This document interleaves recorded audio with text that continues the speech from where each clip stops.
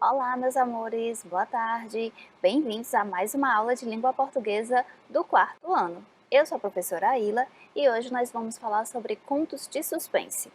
Eu sei que vocês já viram muitos exemplos de contos de suspense, que vocês já estão estudando contos de suspense faz já um bom tempo. Mas hoje a gente vai trabalhar um elemento bem bacana dos contos de suspense, viu? É algo bem interessante. Lembram-se dos elementos da narrativa? Então, a gente vai trabalhar os elementos da narrativa em cima dos contos de suspense. Mas antes disso, hoje é sexta-feira, dia de leitura cronometrada. Como é que funciona? Você vai pegar o seu celular ou o seu relógio, vai marcar com um cronômetro ou com um temporizador 1 minutinho. E durante esse 1 minutinho você vai fazer uma leitura bem calma, tranquila, uma leitura normal do nosso texto de fluência da semana. E aí, depois que você terminar, na hora que terminar esse 1 minuto, você vai parar a leitura, marcar a palavra onde você parou e vai contar quantas palavras você leu até chegar naquela palavrinha que você parou a leitura, hein? Quando terminou o minutinho de leitura. Você conta quantas palavras você leu e fala para a sua professora, ok? Mas qual é mesmo o nosso texto de fluência da semana? Os Lobos, que foi escrito por Maria Celeste Fernandes Leão. Então, eu vou fazer a leitura e enquanto eu estiver lendo, vocês vão acompanhar a leitura, vocês podem inclusive treinar a leitura junto comigo, para que na hora que vocês forem fazer a leitura cronometrada, vocês já tenham a noção de como é a leitura calma e tranquila que eu sempre falo, ok? Vamos treinar? Vamos lá. Lembrando, vocês têm que começar a ler do título. Ainda tem algumas pessoas que estão começando a ler do primeiro parágrafo, estão começando a marcar 1 minutinho de leitura a partir do primeiro parágrafo, mas não é a partir do primeiro parágrafo, é a partir do título, ok?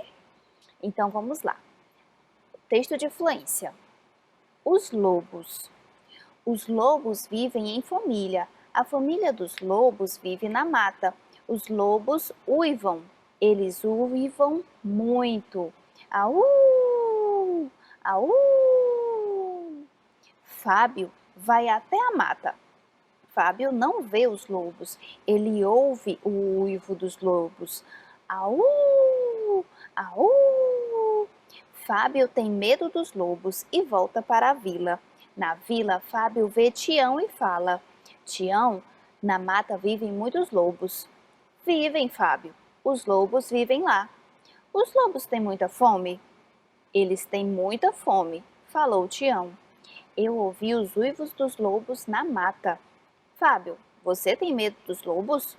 Dos lobos e dos uivos dos lobos. E você, Tião? Essa é a leitura calma e tranquila que eu sempre falo. Não é nenhuma leitura apressada demais e nenhuma leitura devagar demais, ok? Essa é a leitura calma que você tem que fazer durante o seu minutinho de leitura, durante a leitura cronometrada, tá certo? Quando terminar a nossa aula, que você estiver bem calmo, tranquilo, você vai lá no seu texto de fluência, pega o celular, marca 1 minutinho e durante esse minuto você faz essa leitura calma e tranquila do texto de fluência.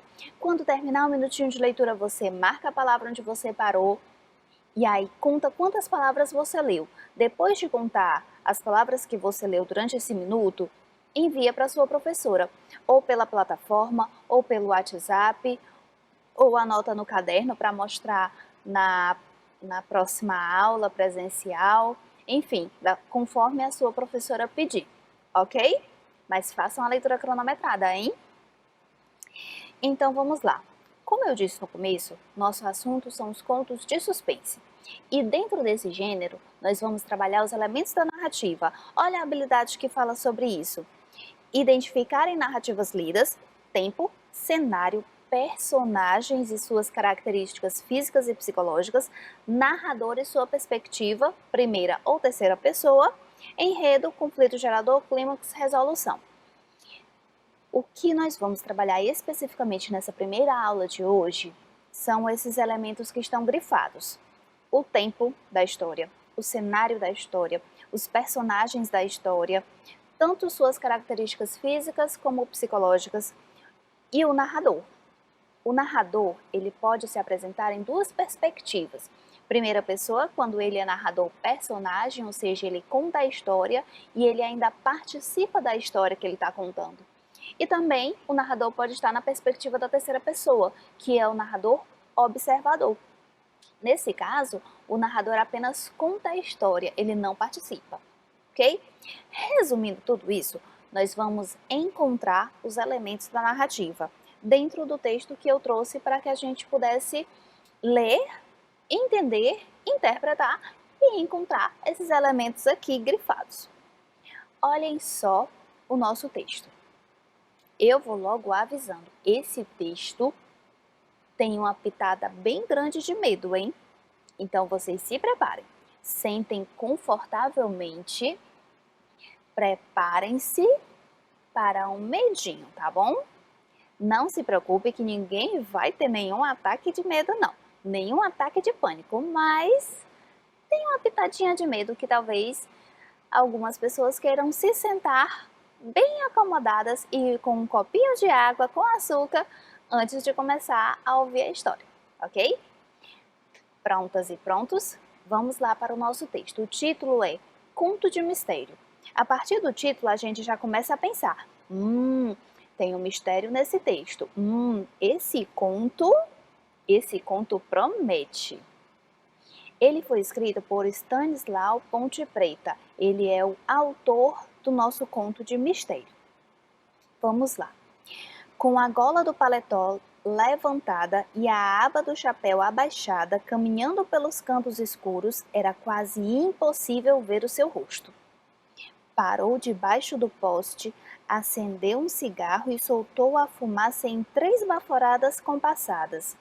Imediatamente, um sujeito mal encarado no café em frente ajeitou a gravata e cuspiu de banda.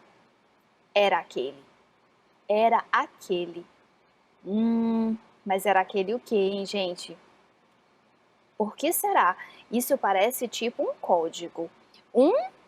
Chega ali na frente do café, para embaixo do poste, acende o cigarro, solta uma fumaça em 3 baforadas compassadas, enquanto o outro responde, ajeitando a gravata, ou uma gravata assim, uma gravata assim, e cospe de banda. Já é um código, eles já se reconheceram. Já começa um mistério aqui. Um chegou, fez um códigozinho, o outro lá, de dentro do café já respondeu. Começa aí, começa a complicar bem aí a história. Mas vamos continuar para ver o que vai acontecer adiante. Atravessou cautelosamente a rua, ou seja, com muito cuidado. Entrou no café e pediu um guaraná. O outro sorriu e se aproximou. Olha aí, primeiro eles fizeram contato do códigozinho, o cigarro e a cuspida de banda. Aí o outro entrou no café, pediu um guaraná, se sentou ali, o outro já se levantou, chegou perto, deu um sorriso. É um código, alguma coisa está acontecendo. Mas o que será que está acontecendo? O que será que vai acontecer agora? Eles já se reconheceram, eles já fizeram um código, eles já entenderam que um e outro é quem estão se procurando. Um está procurando o outro e já encontrou, e o outro já viu que aquele um é quem ele estava esperando. Preparem-se. A coisa já começou a se complicar. Vamos ver o que vai acontecer agora. Siga-me, foi a ordem dada com voz cava. Cava é uma voz rouca, tá? É uma voz meio grave. Então ele disse, siga-me. Foi a ordem dada com voz cava. Deu apenas um gole no guaraná e saiu. O outro entrou num beco úmido e mal iluminado, e ele, a uma distância de uns 10 a 12 passos, entrou também. O homem que ia na frente olhou em volta, certificou-se de que não havia ninguém de tocaia e bateu numa janela. Logo, uma dobradiça gemeu e a porta abriu-se discretamente. Entraram os dois e deram numa sala pequena e enfumaçada, onde via-se uma mesa cheia de pequenos pacotes. Por trás dela, um sujeito de barba crescida, roupas humildes e ar de agricultor. Parecia ter medo do que ia fazer. Eita, eita! Vamos entender o que está acontecendo até aqui. Primeiro eles fizeram aquele código lá no café, na frente do café. Estavam na rua, um encontrou o outro, deu a baforada no cigarro, deu uma cuspida de banda, se reconheceram e se encontraram. E aí eles se levantaram e foram para um beco escuro, um beco úmido e mal iluminado. Foram indo. Quando chegaram em uma determinada porta, em uma determinada janela, o da frente olhou para um lado, olhou para o outro, não viu ninguém de tocaia e eles foram entrando. Acabaram chegando numa sala pequenininha, enfumaçada, ou seja, cheia de fumaça. E só tinha uma mesinha pequena com vários pacotes em cima da mesa e um homem com a barba crescida, uma barba grande, com as roupas humildes, um pobrezinho, um ar de agricultor e que parecia ter medo do que ia fazer. Olha como a coisa se complicou, olha como esse conflito foi nascendo.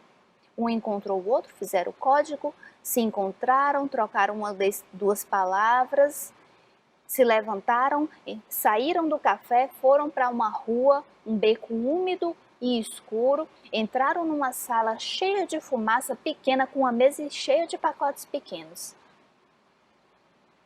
Tem coisa acontecendo. Esse é um conflito que nasceu já com muito suspense. Aqui nós podemos esperar qualquer coisa. A gente começa a pensar, o que tem naqueles pacotes? Por que aquele homem parece arrependido? O que será que vai acontecer? Eles se encontraram, fizeram um código, entraram numa sala com um monte de pacotinhos. Aí tem coisa. Aqui, esse momento, a gente já começa a sentir uma adrenalina, a tensão começa a subir. O conflito se gerou, ele já surgiu, mas ele vai complicar mais. Vai complicar mais. Vamos ver? Quando o homem que entrara na frente apontou para o que entrara em seguida e disse: é este. O que estava por trás da mesa pegou um dos pacotes e entregou ao que falara, e perguntou se trouxeram o dinheiro. Um aceno de cabeça foi a resposta. Enfiou a mão no bolso, tirou um bolo de notas e entregou ao parceiro. Depois, virou-se para sair. O que entrara com ele disse que ficaria ali. Saiu então sozinho, caminhando rente às paredes do beco. Quando alcançou uma rua mais clara, assoviou para um táxi e mandou tocar a toda pressa. Olha o que foi que aconteceu. Chegaram naquela sala, tinha um monte de pacotinhos. O que tinha, aquele que tinha soltado as baforadas compassadas, entrou atrás, o outro foi guiando, foi na frente, chegou lá e disse: é este.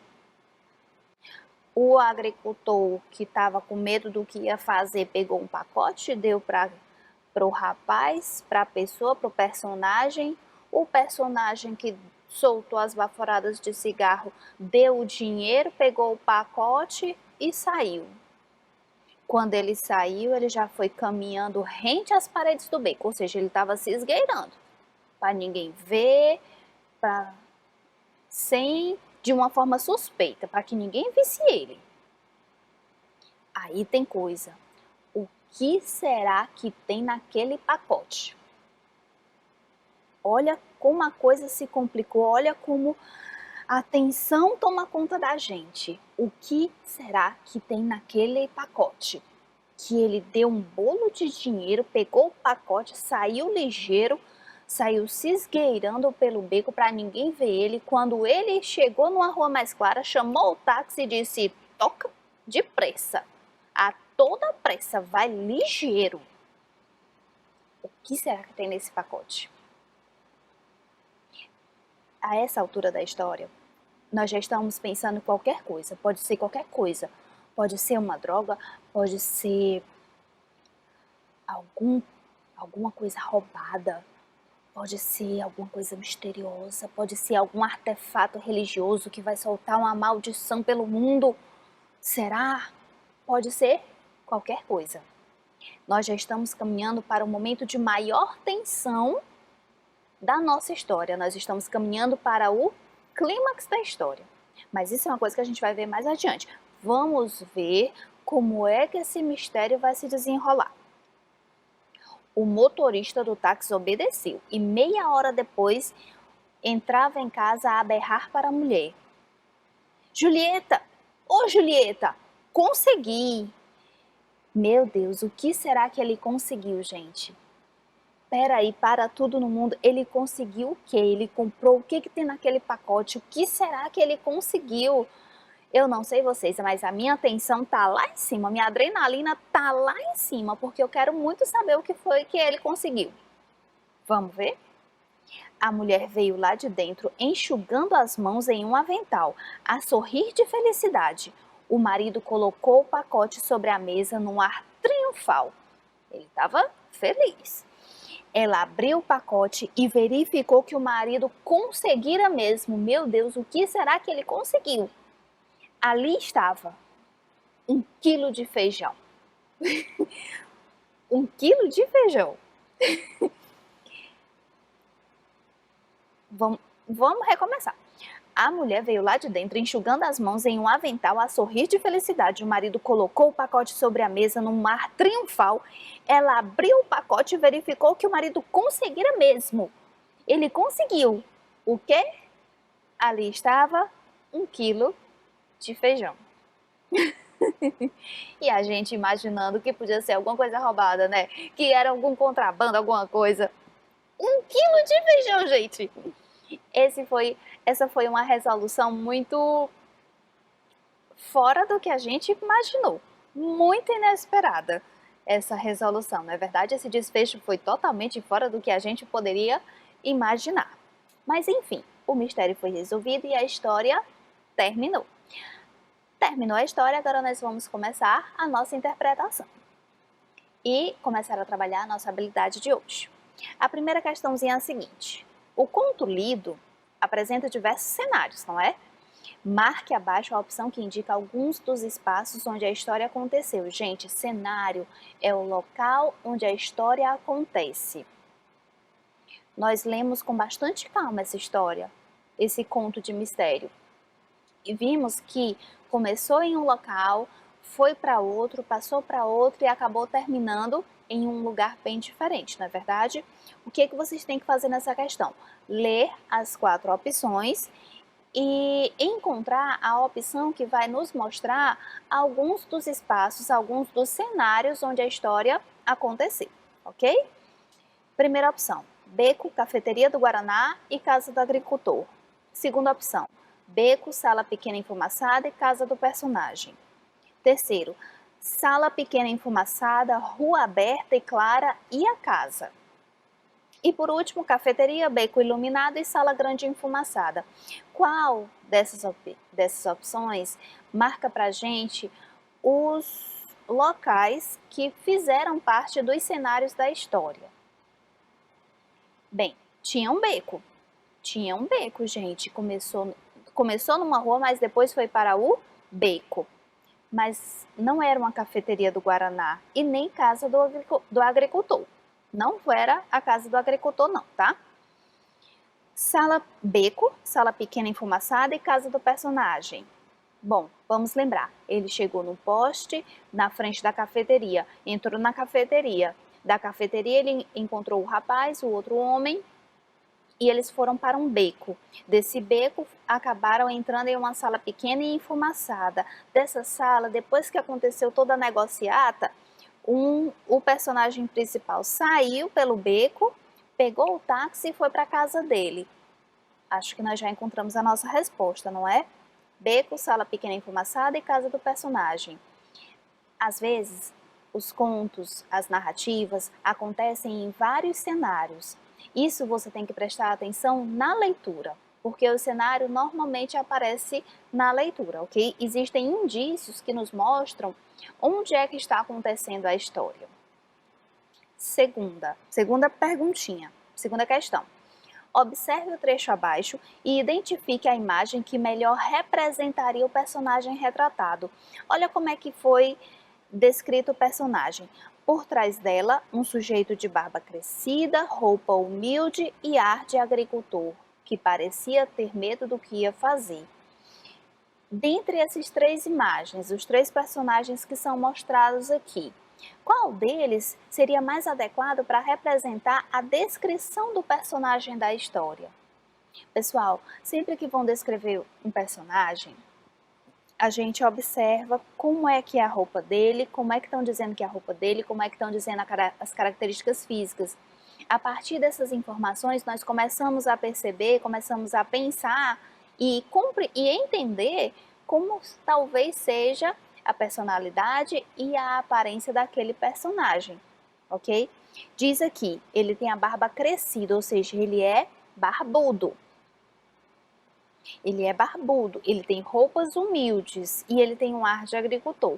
Provavelmente deve ser um homem que trabalha no campo, um pouco mais velho, porque tem barba crescida e parecia ter medo do que ia fazer. Era uma coisa escondida que eles estavam fazendo, né? Eles estavam vendendo produtos numa sala escura, numa sala pequena, enfumaçada, num beco escuro. Então era alguma coisa que talvez naquele contexto fosse proibido.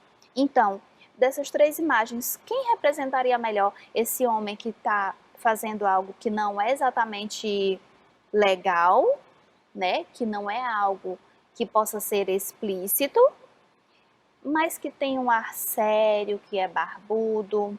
Qual dessas opções? Será que seria o primeiro? O rapaz, assim, todo bem apessoado com o celular? Será que seria o senhor da segunda imagem, com a barba um pouquinho maior? Ou seria o senhor da terceira imagem, com os bigodes bem avantajados? O que vocês acham? Tá na cara, né, gente? Segunda, né? Muito bem. Essa segunda opção marca pra gente um senhor, um semblante mais sério, com a barba crescida, bem parecido com a descrição que aparece no texto. Roupas humildes, ou seja, era um homem mais do campo. Nossa terceira questãozinha vai falar sobre o tempo da história, tá? O tempo às vezes é marcado e às vezes não é. O tempo pode ser marcado por dias, horas, por uma passagem que a gente consegue entender. E às vezes não. Então, vamos observar o trecho abaixo e depois marcar a opção que melhor define o tempo da história. Observem esse trecho. Parou debaixo do poste, acendeu um cigarro, atravessou cautelosamente a rua, entrou no café e pediu um guaraná. Nós percebemos que passou-se algum tempo, né? Primeiro ele chegou embaixo do poste, depois ele acendeu um cigarro, passou-se um tempo, ele atravessou a rua, depois disso entrou no café e pediu um guaraná.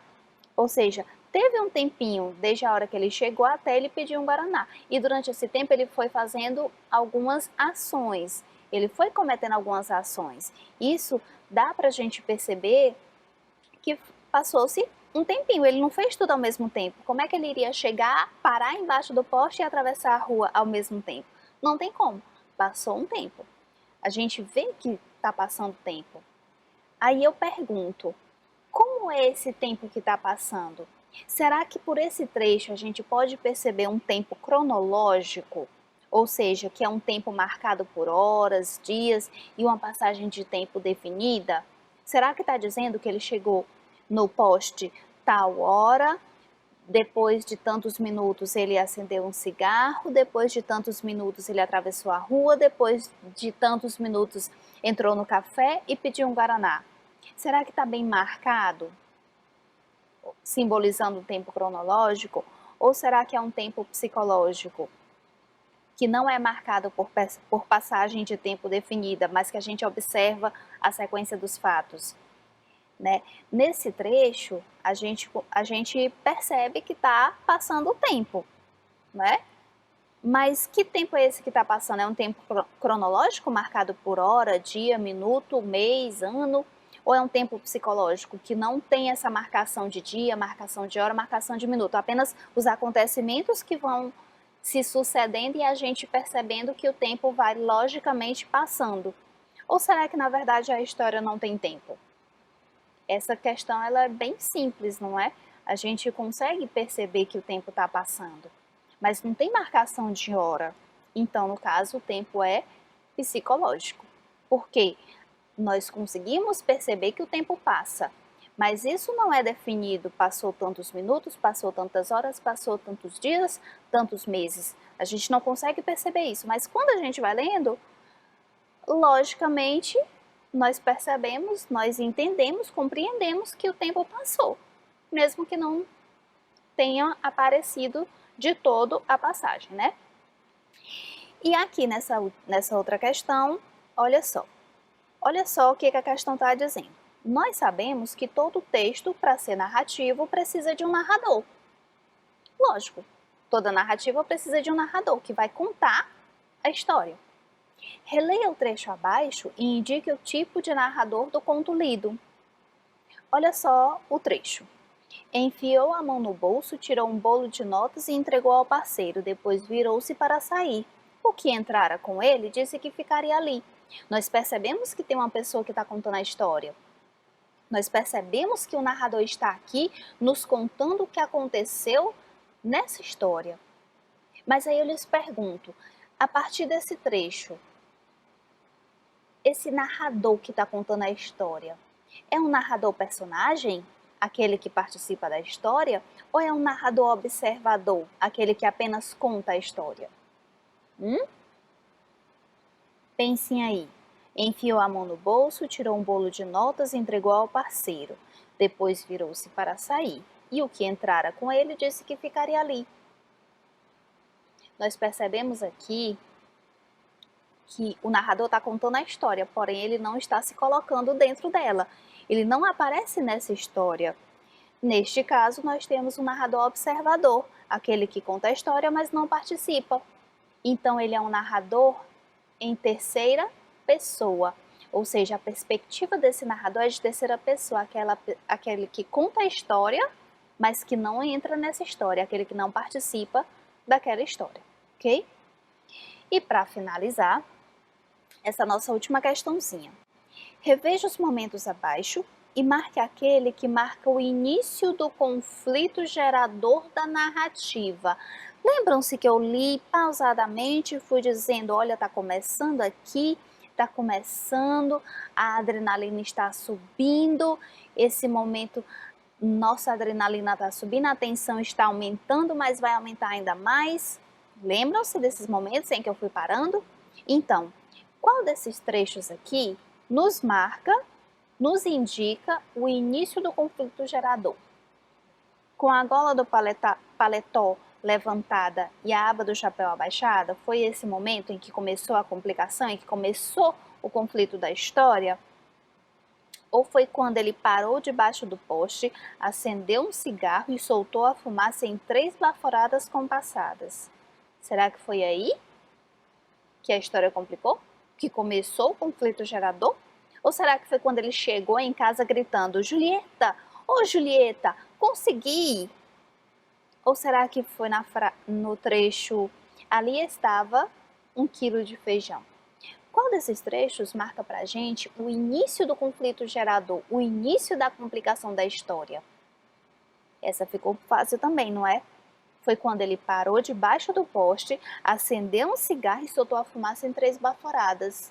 Nesse momento, aquele que estava dentro do café já olhou para ele, já identificou, já respondeu, ajeitando a gravata, dando uma cuspida de banda. E aí eles já se olharam e disseram assim, é aquele. É aí que começa a complicação da história. Foi bem aí que o conflito gerador começou, que ele nasceu e a nossa história começou propriamente dita. Então, mas essa questão está falando de os momentos da narrativa e esse é o assunto da nossa próxima aula, então eu nem vou me alongar muito, tá? Nossa análise dos elementos da narrativa acabou por aqui. Na nossa próxima aula, que vai começar já já, nós vamos falar sobre os momentos da narrativa, ok? Então, vão beber uma aguinha e daqui a pouco voltem para a gente continuar nossas aulas de hoje, com mais contos de suspense e falando um pouco mais dos elementos da narrativa, ok? Beijo e até mais tarde!